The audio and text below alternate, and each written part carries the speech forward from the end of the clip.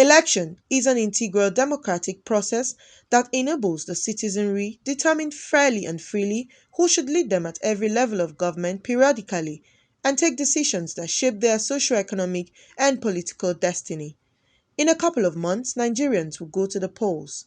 The people will elect new leaders across the nation and for the nation.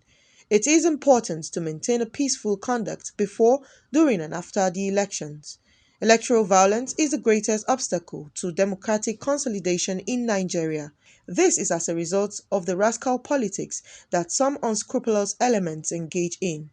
What encourages electoral violence? One of the reasons why people are using it is just to gain ground, just to gain unnecessary popularity. The purpose, if you ask some of them, they will tell you that, is to protect themselves. The reason for election violence is when parties know that they're not going to win the election, so they scuttle it. I believe it's a cumulative of people's grievances against the government. You remember the end-size crisis in Lagos.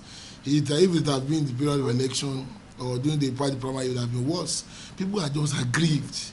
And this is a cumulative of grievances right from 1999. Elections are supposed to be competitive, free and fair, both substantively and procedurally. But the reverse is the case as violence-prone campaigns, thuggery, election-related ethno-religious crisis, snatching of ballot boxes, etc. have become the order of the day. Is it because of the absence of laws? No, the law is there. The law is there. There is a difference between you have a right to protest, you have the right to civil disobedience. These are basic rights. But the moment you take laws into your hand, the moment you use something that gets into violence, you understand, the law will definitely take its course. Citizens have a role to play to ensure they maintain peaceful elections. With God, all things are possible. So if God's hand is in this election, it will be very, very successful. There will not be any problem. So as for government should make sure that they provide enough security. We should reject vote buying by all costs. Those burgesses want to take over the land, but we are saying no. They did it in the past, but these days, today, by 2020 election, we are not going to allow them to do that again. To our youth especially, that they must shun thuggery. They must not allow people to use them for any violent purpose. Because as people are aware, many of the politicians will not use their family, they will not use their children to involve in the violence. They are using the child of nobody. And those child of nobody, they must able to tell politicians that they are future. Apart from the fact that electoral violence affects the credibility of an electoral system, there are alarming implications and consequences.